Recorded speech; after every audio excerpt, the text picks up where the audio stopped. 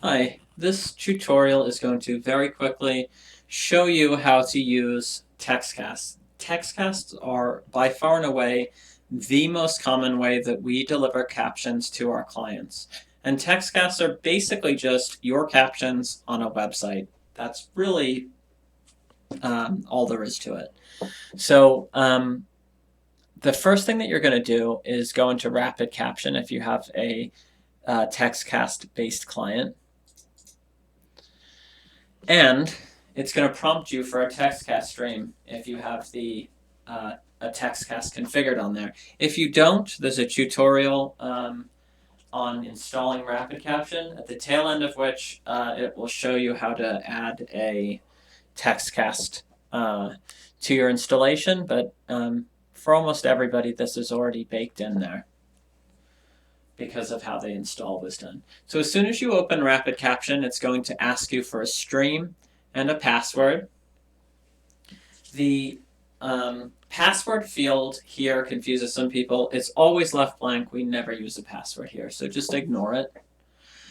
The stream here, you'll hear this referred to as a Textcast ID or a stream ID. It's all the same thing. It's what the value that you need to enter into this field correctly in order to connect to a Textcast. Generally, if you have a run of one class for a student for an entire semester, there's going to be one Textcast stream for that. You might have the same Textcast stream for that same student in a different class, or you might have a different stream for it, but it'll usually repeat for the class, for that student, for the semester. Similarly, for clients, many of our clients have one Textcast stream because they only ever have one meeting occurring at a particular time. So if you get used to using those clients, you can get very comfortable with knowing what the Textcast stream is going to be. Nevertheless, you're going to need to check your Textcast streams from time to time. To do that, you can go to your activity list. So I don't have a logon, but I'm going to use the same logon that we use if we're looking for events to see what events are available. I'm going to log in, and I'll show you where this would be. Let's say I had a history class for Stony Brook tomorrow, or on Wednesday, I guess. I'm looking here, Stony Brook History 332, and under this location field, I'll find my stream ID. So audio via Zoom, it says, stream ID, SBU Michael.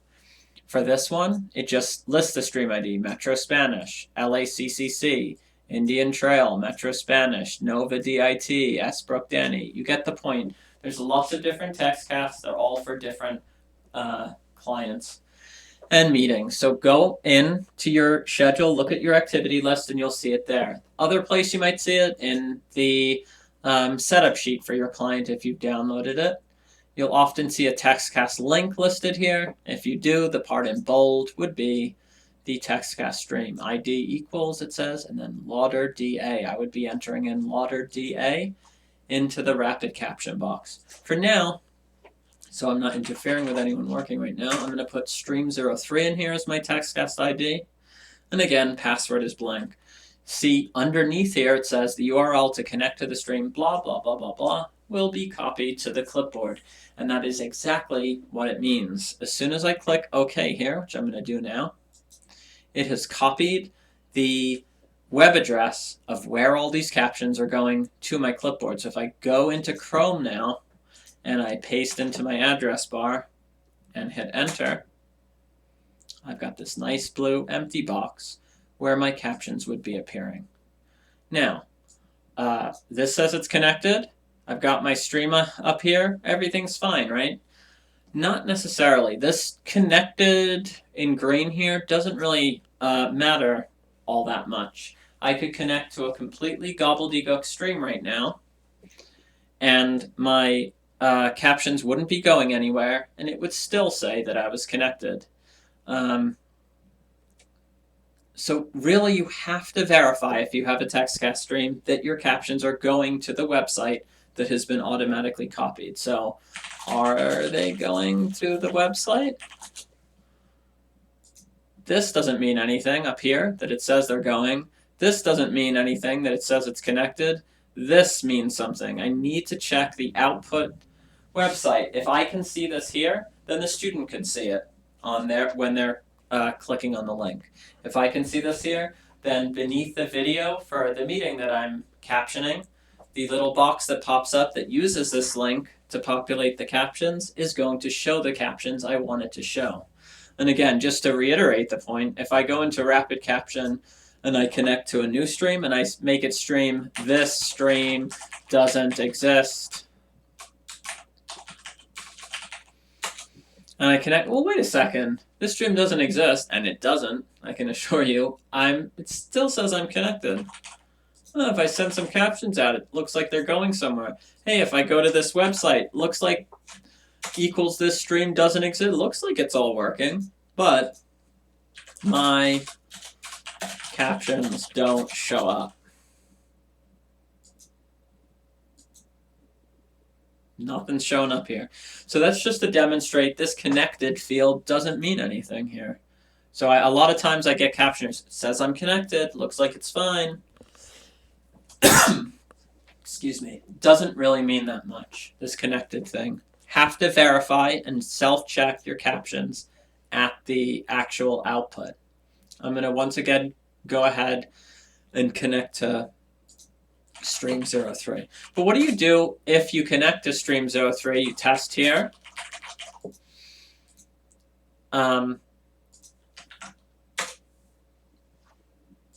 And your captions aren't showing up. You can see they are now, my 1, 2, 3, 1, 2, 3, and all the captions, they're exactly where they should be. But what if they weren't showing up there? That happens sometimes. I want to go up to the upper right here. I see connect, initialize, clear. I'm going to click initialize. And it's going to just ask me for the stream ID. But this is a little different. If I put stream 03 in and click OK, the first thing it does is make this inactive. It boots myself off the stream, it boots everyone off the stream, and it restarts the stream. And the act of doing this will fix almost all problems that you will have.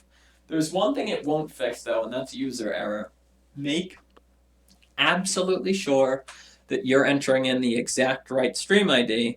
Otherwise, of course, this isn't going to work. If you're off by a digit, or you assume it's saying something it isn't, and you put that in, it's going to do what I showed you with that stream that didn't exist. And you're never going to see your captions go up because there's no valid stream to connect to. So by using initialize, and just by double checking to make absolutely sure that your tests are going up, you'll ensure that you can connect to any event and be secure that your captions are actually going out. Couple other minor things. You don't really want this long testing string to be up before class, so I encourage you to do a clear caption. And then you would say something like, hi, stand by for captioning for your, I don't know, Board of Supervisors meeting on 10/12. Whatever the event is, you want to give some indication of the date and that you're standing by waiting for the meeting to start. That is just very reassuring for anyone who's waiting to make sure that we actually have a captioner online, especially if it's a meeting that's starting late or something. It's good to do this.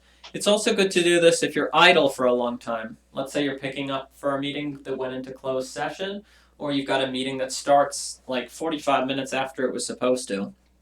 Make sure that you're don't just test when you were supposed to go on and then assume you're fine later. When you see that, well, that was a long wait and now finally my meeting's starting, take that opportunity to check that you're still seeing your captions at the Textcast website that gets automatically copied.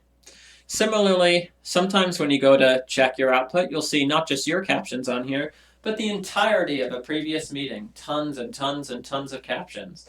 And that's kind of messy for the viewer to look at too. So if you see captions there when you started, go back into Rapid Caption and click the Clear Captioning button.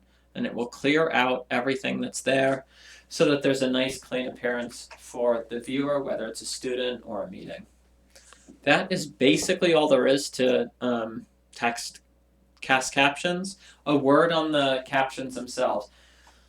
You probably don't want to clear, if you want to just be absolutely sure about having some means of having an ability to save notes.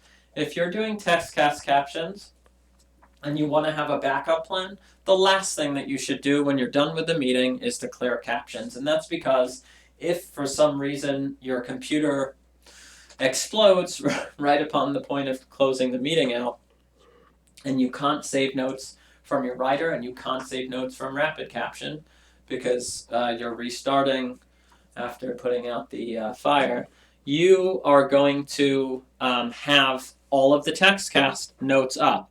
Is it ideal? No, but you would have a whole bunch of text in here that you could copy paste from, and something is better than nothing when it comes to notes. So make sure you have your notes saved. Once you've got them saved, clear the Textcast stream to be courteous to the captioner who will use the stream next, which might even be yourself if you ever run classes. And it's just one step you won't have to do in the future. That is basically it for captioning. If you have any questions, if you have any difficulties arising that the initialize button doesn't solve when captioning, you should reach out to us immediately, and we will provide assistance. Thanks.